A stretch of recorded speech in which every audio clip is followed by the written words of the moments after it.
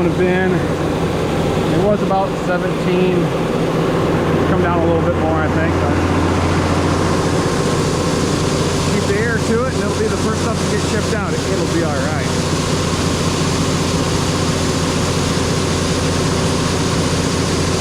Beautiful day today. Probably the last nice one for a few, the way the forecast is. So gonna get done what we can. 1600s out here chugging away, running the auger. Couple recent bits of work. Diesel engine, a little better on fuel, and left hand PTO lever. I don't have to walk all the way around to turn the PTO on and off. That's handy in this situation where I'm jumping off the side and the sun's shining at us and everything. Shouldn't complain about that. They're saying we could get snow this weekend here in southern Michigan. But at least the beans are done. That first snow always melts away, but it just takes a while for it to dry off and everything.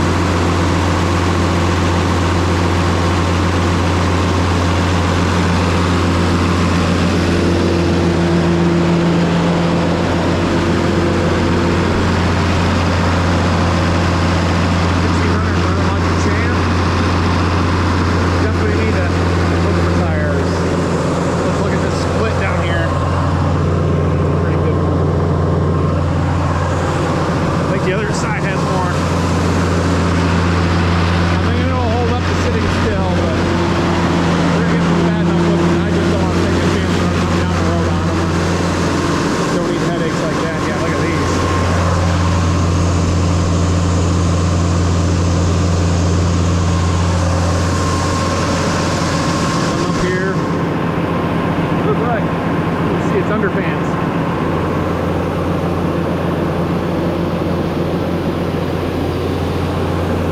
So 16,934. I'll have to find some. It's snowing now.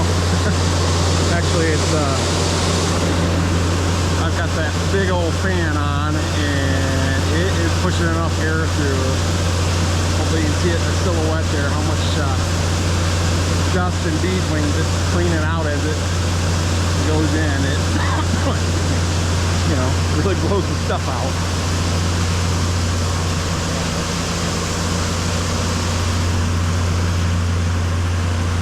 And that also helps when you got the right humidity. You can run it and keep the moisture down. I mean, I'm not going to throw 30% corn in there.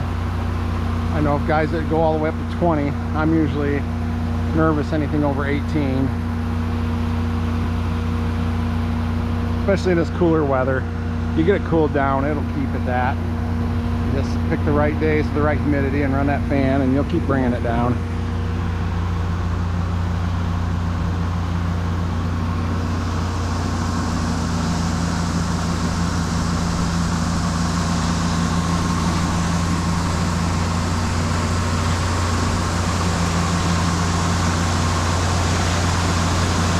To plug this in, charge it in the combine, because it's a little on the low side, but we'll get some combine footage, at least from the operator station.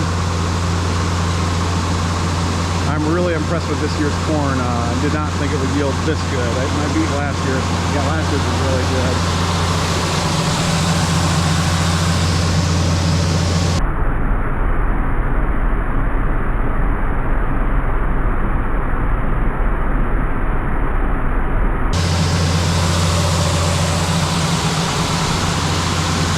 Working in my sandiest field, and so there are spots still. Sometimes there was one hilltop that went down to 0. I'm seeing a lot of 250s in the low areas, and I'm still a bit in disbelief that the wagons are filling up like it's true.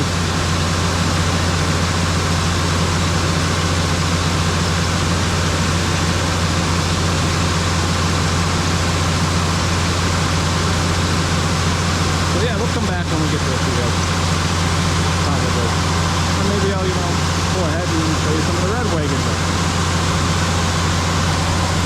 Leak up there on that flex tube.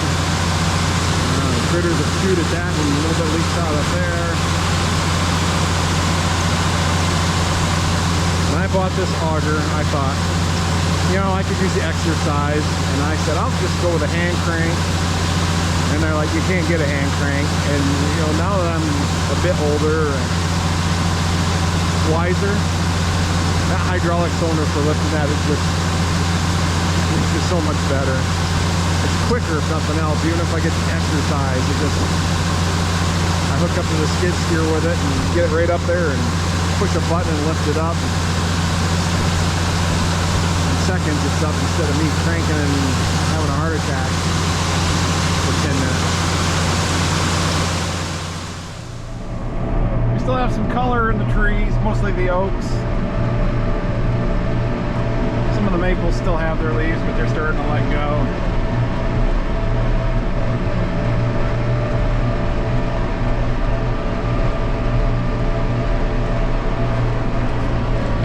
But if you haul wagons much, it doesn't flicker here in real life.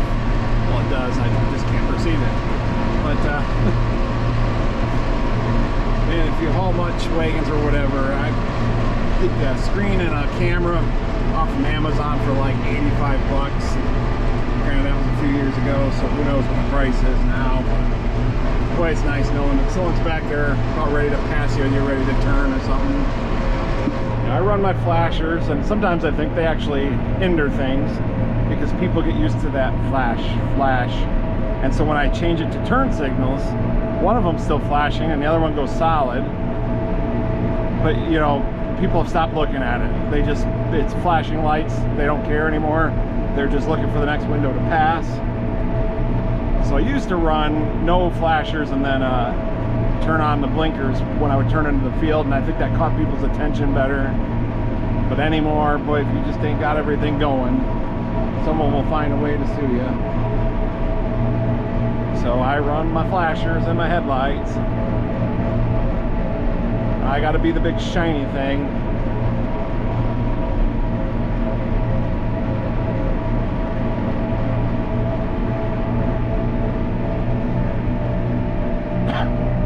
That was the last of the beans there. They did really good. That field averaged just right at 60 bushel an acre according to the combine. I am pleased. Definitely pleased. It's my corn there. I know the deer have worked on hard on the back part of it, and I probably should have done that field first. Look at them oak trees. The color is just beautiful.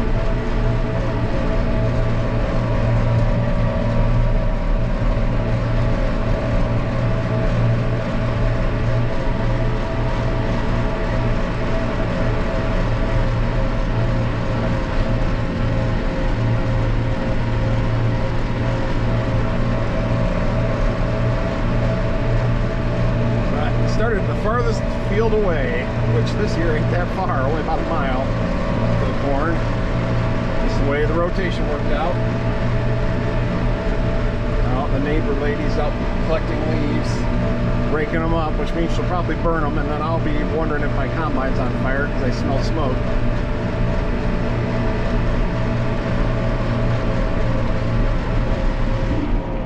There's been a lot of combine fires this year. Turn on my turn signal. No one's behind me according to my camera, so I can just turn.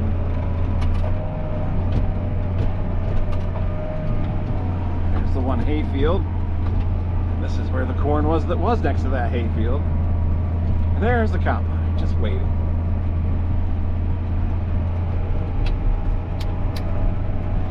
Yeah, those cameras don't even take much juice. I tied the camera on the red wagon into the red light that's always on when the flashers are on, so it draws so little juice, that's enough for it. The green wagon I put in the power circuit. I need to move the red wagon because you can do 2 channels at once. Let me turn this flashers back on here. Yeah. So this is the green wagon looking at the red wagon. The red wagon looking out the back. Switch to that.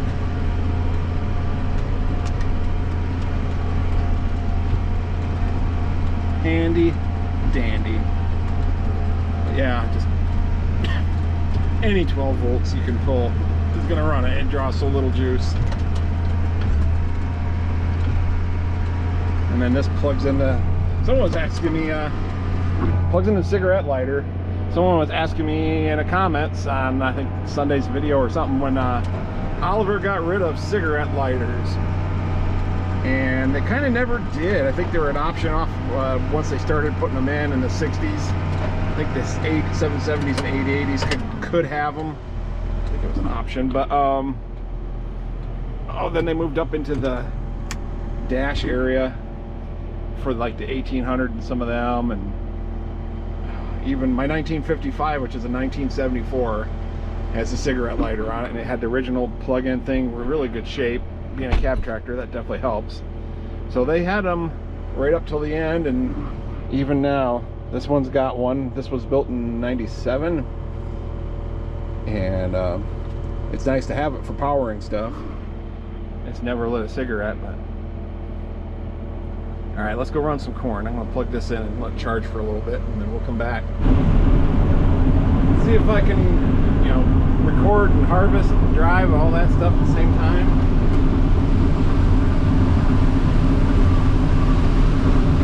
So right now we're doing what, 234, 229, 225, 220. Let's come down, which it gets sandier on this end of the field. We'll see how well that shows up in the video.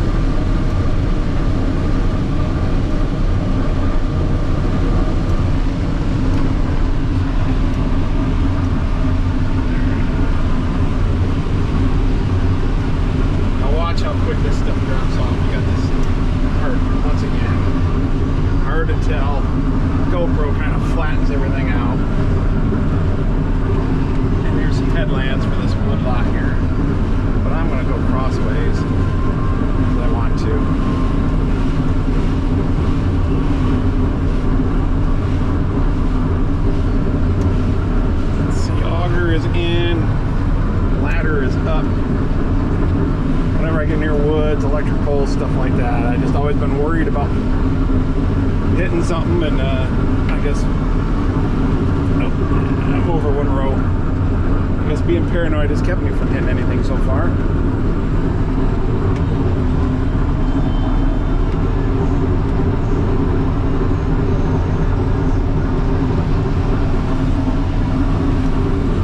Mulberry tree reaching out here. Church.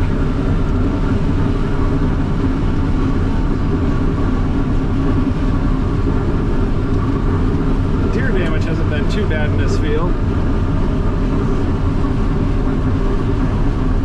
There's some right there. I've definitely seen it worse.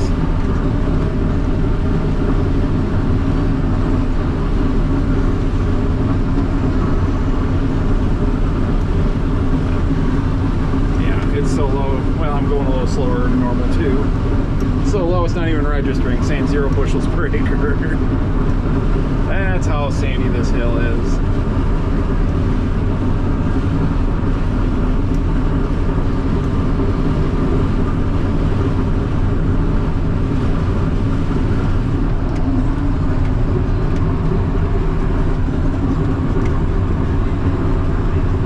Got one of the cameras in here too, mounted it on the unload auger. So when the auger's back, I can see what's behind me, and when it's swinging out, I can see what's dumping.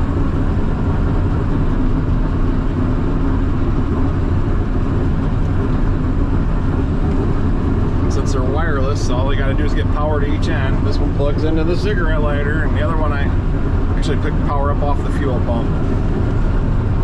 That was kind of convenient, and back there, sort of back there, fuel pump circuit.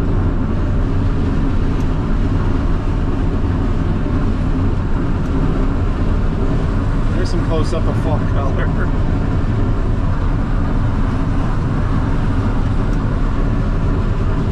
Alright, I'm going to concentrate on my driving and put this down. Well, I went and got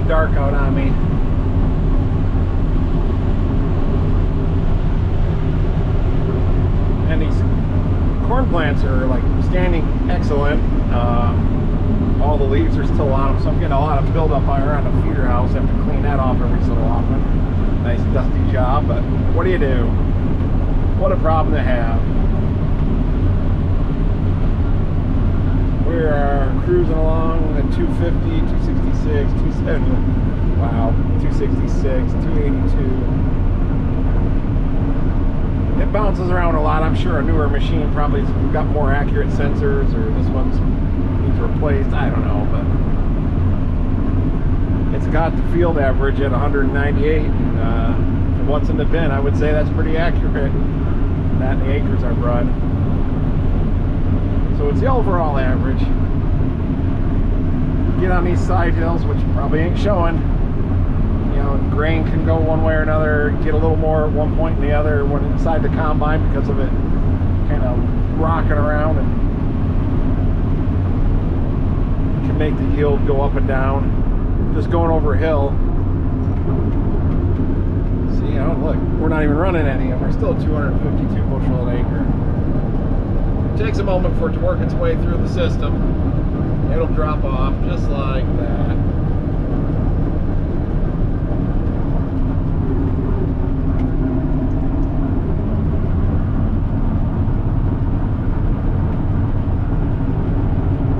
Unload auger works, but it is very dim. I'll just see if I can find like an LED replacement on board or something. Probably just dirty as I'll get out. I got the ladder up because really this is more of an 8-row machine, and with that ladder down, sometimes you hit the other row, the next one, so I got to keep it up or I start knocking corn down. My guess rows ain't right. Oh, let's open that up.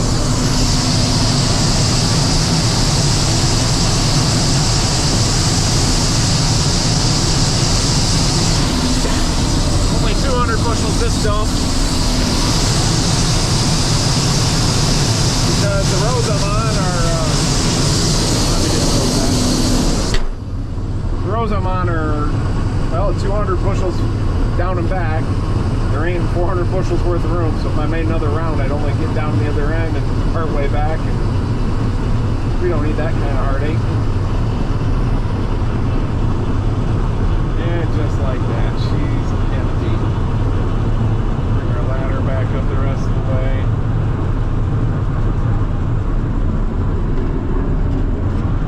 Swing the auger back in.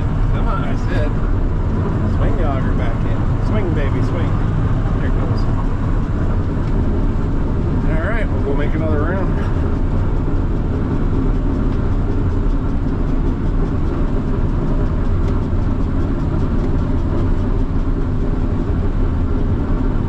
Got the wagons parked up there because this is a pretty good hill, and I'm quite confident the 6125 cannot pull both of those up this hill.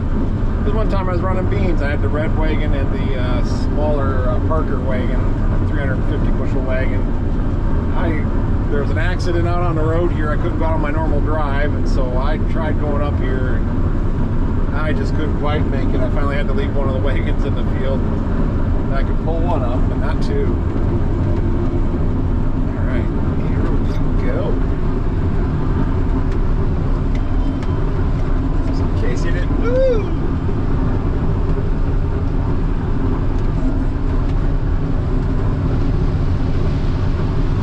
Only running a 6-row head on this easily 8-row machine. But hey, you know what? It works. If I was pulling another 2 rows, some of these longer rows, I'd be getting full before I could get all the way back. Then I'd have to like have a grain cart, another driver, a semi. Oh my god. I'm pretty sure if my ancestors knew you had to have $500,000 worth of equipment to move the corn from the middle of the field to the edge of the field, they would just shake their heads in disbelief.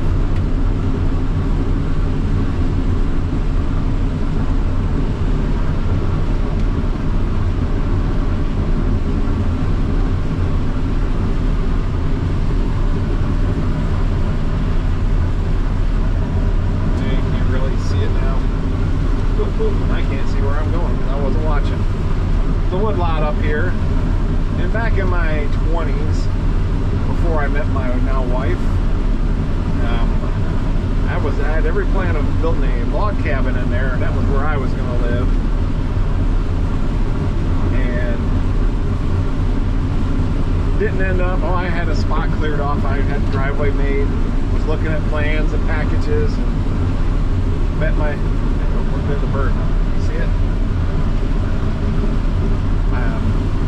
Now I met Mrs. Oliver guy.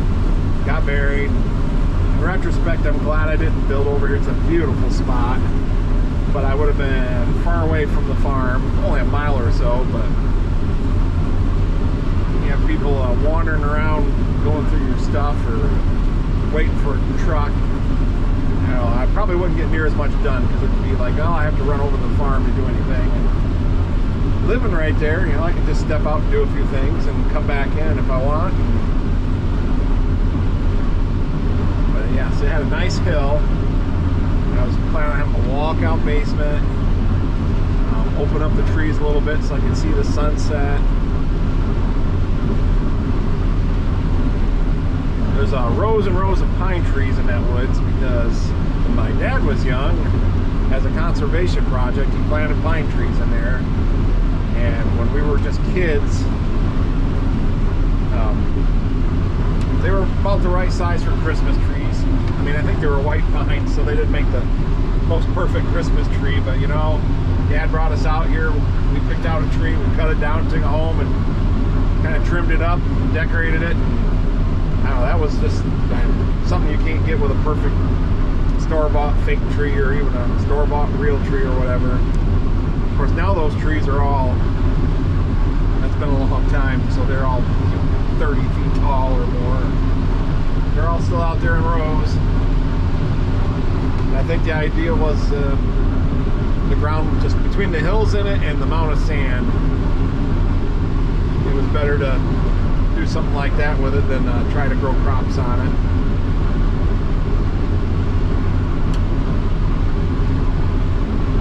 And I'm still amazed how well this corn is. It is, I mean, you can just reach down and grab a hand of soil, and it doesn't matter if it's been worked or not, it just is that sandy. Turns over beautiful, and obviously it's got fertility, and if you get enough rain, it will make corn. There's like this little hill that you probably can't see there, yeah, right there on the headlands. There was nothing. That was so sandy that all died. Sometimes I have to lift stuff up going over that little hill because it just sinks in.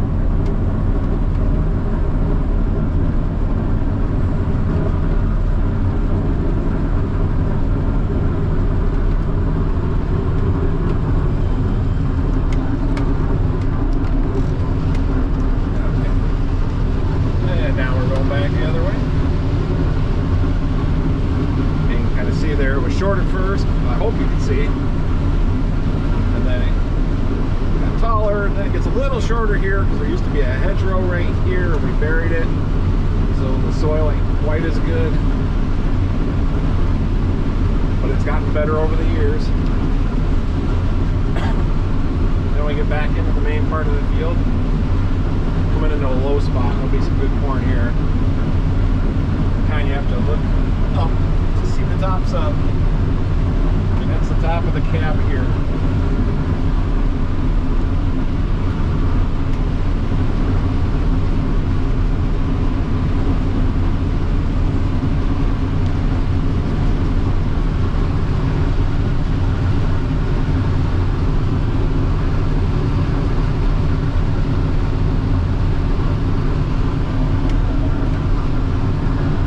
Yeah, even where the corn's kind of shorter, it's just amazing. The ears are still big.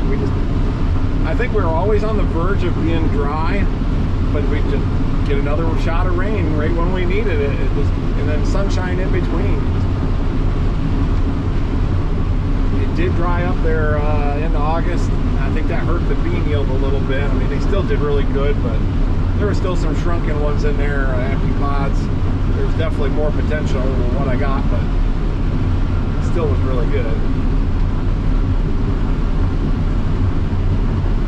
Yeah, this stuff is just standing so well.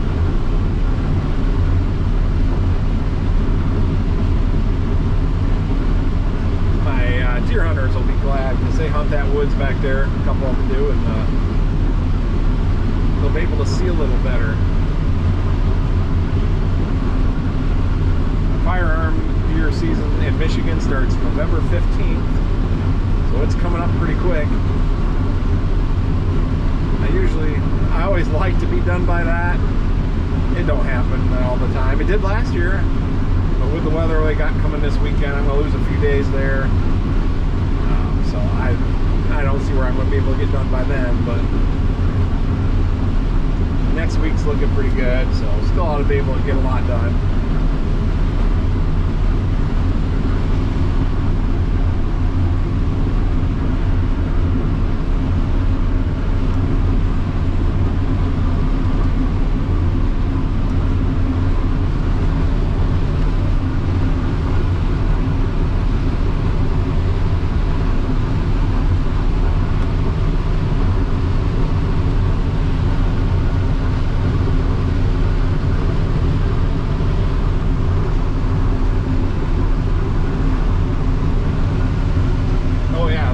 Earlier. I haven't had it on this combine yet that I've noticed, but the last one, the mirror brackets, every now and then when it was dark like this, a friend told me what kind of birds they were. It's corn something or other, but they'll nest in the corn overnight.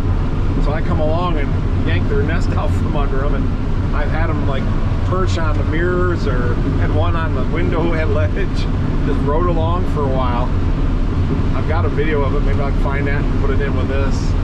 It was a few years. It was in this very field though. You remember that?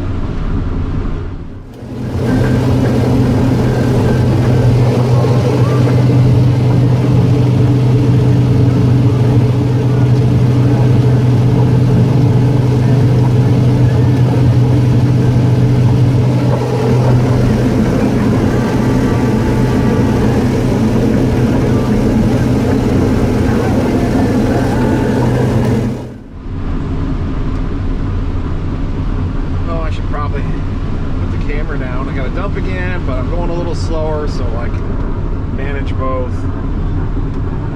And that doesn't make for good time.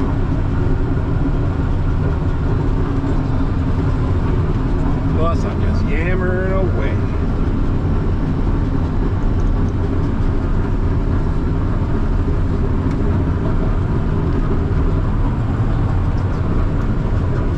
Alright, we'll come back later.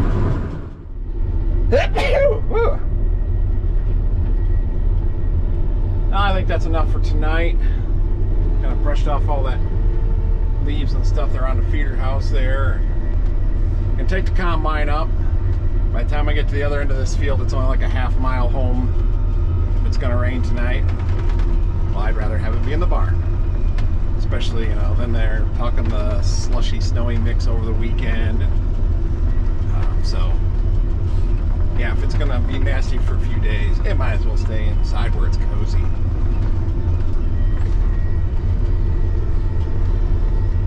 So, yeah, we're gonna do that.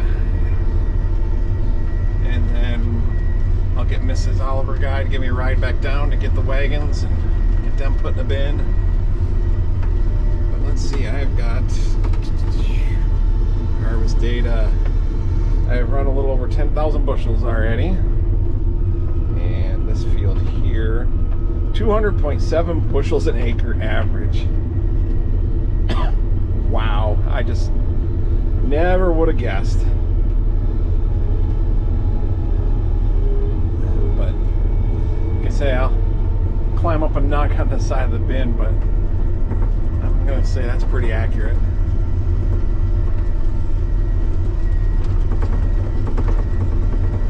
Just for the number of wagon loads I've hauled. I know how much fits in a wagon, and I usually fill the wagons up. Then there's also a few different things, but there's an alarm that goes off when the tank on the combine is 70% full, and you can even turn on the little spinny globe light, and so the grain cart operator can come find you because he knows you're almost full. And that always goes off within a few bushels of a certain area when everything's calibrated right, and it seems to be doing that. So, but one of these days I probably ought to get them to bring the Y wagon in and recalibrate again. just to be sure. All right, we'll come back in a little bit, or a moment. Roll that beautiful corn footage.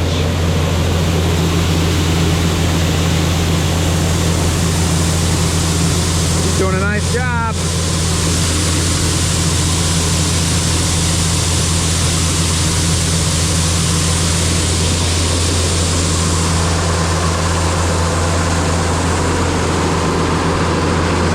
Still kicking away. Even has working lights and gauges. Getting where it could use some fuel. It'll go in tonight too because of the weather.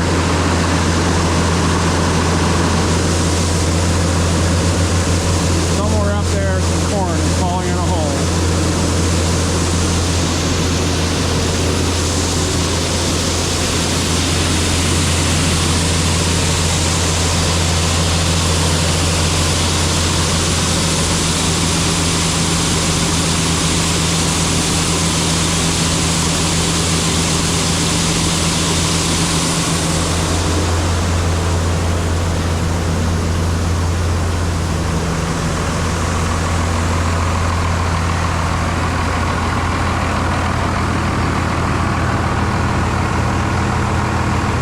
Like snow, but it's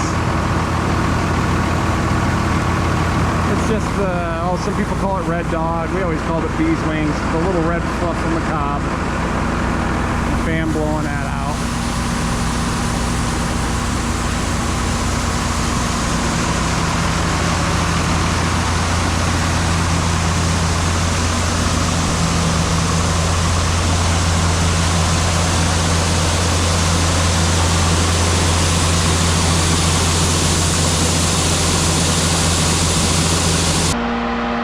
Dark. Usually this is better with night vision, but anyways, that bin is about 2/3 full. It's a 15,000 bushel bin, so that means it's somewhere right around 10,000 bushels in there, and the combine's saying I've run just a little over 10,000 bushels, so she must be darn close if nothing else. Color me happy. All right, well, we'll get the 1600 unhooked from the auger and put it in the barn.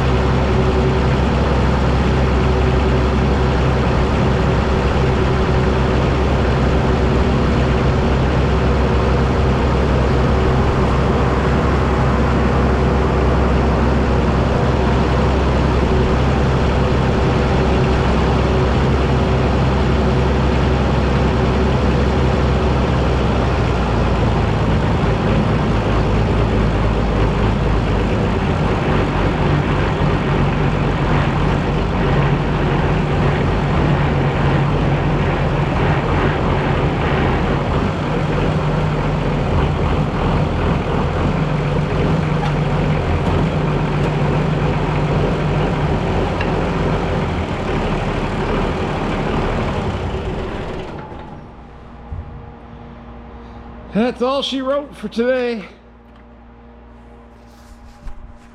As always, I appreciate everybody watching and hope to see you in the next one.